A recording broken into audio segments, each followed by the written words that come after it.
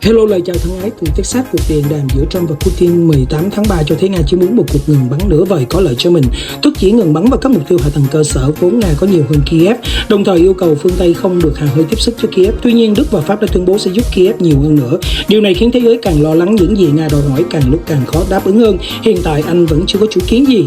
Tất nhiên, tình hình tại Ukraine đang dầu sôi lửa bỏng. Ai cũng biết Kiev đã tính toán sai một nước cờ trong việc dồn quân sang chiếm đóng khu vực Kursk của Nga với hy vọng Nga sẽ phân tán lực lượng rút quân về từ Ukraine, để Kiev sau này nếu có đàm phán đòi đất, họ sẽ lấy vùng đất này trao đổi với phần đất của mình bị Nga chiếm đóng.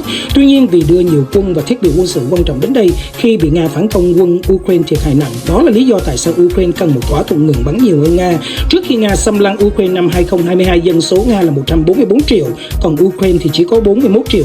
Nga có nhiều tiền để trả cho lính đánh thuê, còn Ukraine thì không. Càng kéo dài cuộc chiến, Kiev sẽ càng thất thế hơn, cả về tiền bạc lẫn nhân lực so với Nga.